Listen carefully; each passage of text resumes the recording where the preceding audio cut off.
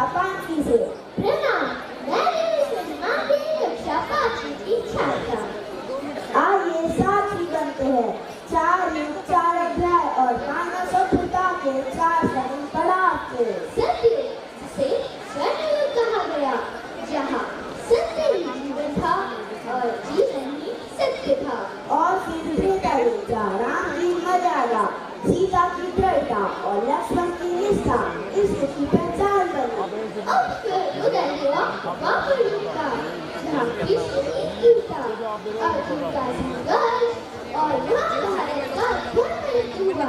अब जिसका हम साथ दे रहे हैं, पहले एक ऐसा काल जहाँ प्रताप भी है और भ्रम भी, जहाँ प्रगति भी है और चुनौती भी। आज इस मंच पर सत्य की शांति, त्रेता युग की मर्यादा, द्वापर का ज्ञान और कलयुग की जागृति, आनंदमय कोश को जागृत करने वाली नैतिक एवं आध्यात्मिक विषय से परिपूर्ण आप सबके समक्ष नृत्य के रूप में प्रस्तुत करने जा रहे हैं हमारे भैया बहन। स्वागत करिए जोरदार तालियों से। 4 युग। यही था सतयुग, जब 2 शक्तियां, देवताओं की शक्ति और असुरों की शक्ति अलग अलग लोगों में विराजमान थी। एक ओर प्रकाश, दूसरी ओर अंधकार, और इन्हीं दोनों के संघर्ष से जन्म लिया समुद्र मंथन में शक्ति के उद्भव का प्रथम अध्याय।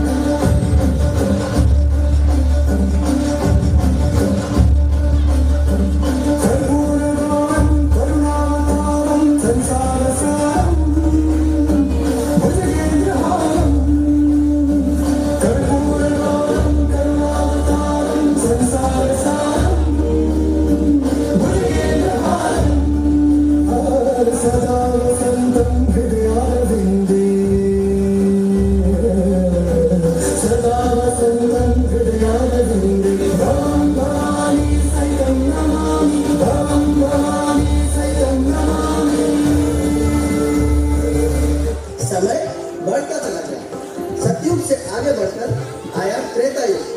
अब दोनों शक्तियां सत्य और असत्य एक ही पृथ्वी पर वास करने लगी।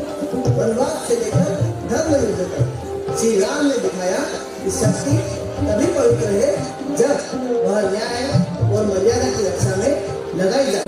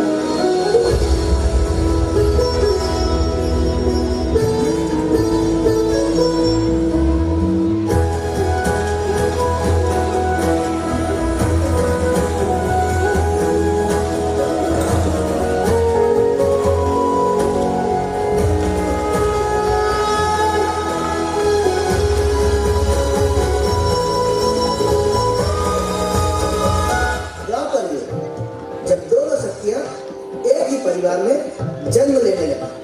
कौरव और पांडव, धर्म और अधर्म का संघर्ष हर कदम पर स्पष्ट था। रणभूमि सजी, धूपखेड़ा बड़ी।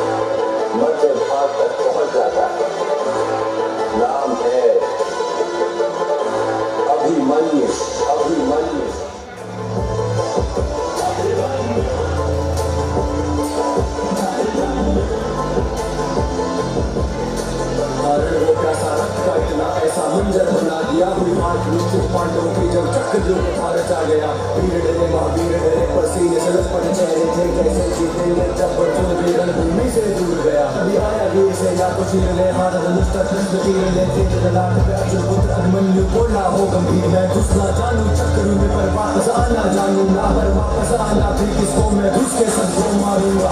शरीर को दे दूंगा और प्राण दाव पे दे दूंगा। मैं रक्त की आखिरी बूंद तक मैं पुरुष से न को रोकूंगा। सौगंध मुझे मेरे पिता श्री धर्म को ना रोने दूंगा। जब तक ना होता सूर्यास्त मेरी श्वास में ना रुकने दूंगा।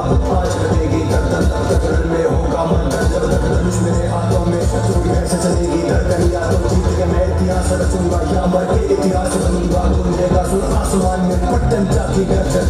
यदि घर में मिलते तो उपहार मांगता किंतु समर में मिलेंगे इसलिए हार मानता हूं। मैं पांडु पुत्र अर्जुन तथा यादव कन्या सुभद्रा का पुत्र अभिमन्यु मामा श्री कृष्ण की गोद में खेला हूं मैं और आज मृत्यु की गोद में खेलने के लिए शरण भूमि में उपस्थित हूं।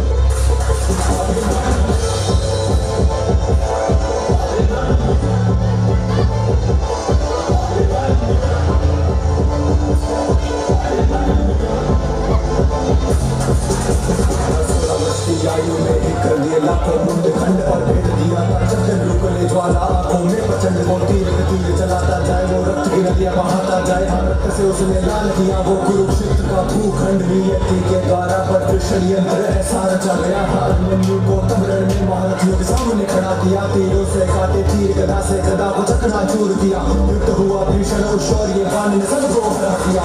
एक एक करके हारे का बदन का पिता मार दिया और अश्वत्थामा द्रोण शकुनी ने मिलके प्रहार किया। वो अर्जुन पुत्र का बलई हर बार का प्रतिकार किया। फिर कर्ण शकुनी दुर्योधन ने पीठ पे उसके वार किया। तीरों से भेदा छाती को मारा गदा से जैसे हाथी को खंजर हो के जिस्म में न मृत्यु फिर भी आती क्यों तलवार से किए घाव ने घावों से जीती पीठ भेद मुझ पे फिर भी हंसी वीर की मृत्यु का ना कोई भेद। ना पीछे उसने पग मोड़ा ना भाग के उसने रण छोड़ा। ने रथ का भैया होता हवा में शेर गरज कर वो बोला कहते हो खुद को महाबली हो खुद पे तुम इतराते हो फिर नपुंसकों की भांति लड़ने एक निहत्थे से आते हो। मृत्यु है स्वीकार मुझे पर धर्म को ना झुकने दूंगा। मेरे पिता के माथे पर मैं तिलक कभी हार का ना लगने दूंगा। वो सूर्यास्त तक लड़के निहत्था वीर गति को प्राप्त हुआ। इस अभिमन्यु के आगे आज पूरा कुरुक्षेत्र जा चुका हुआ।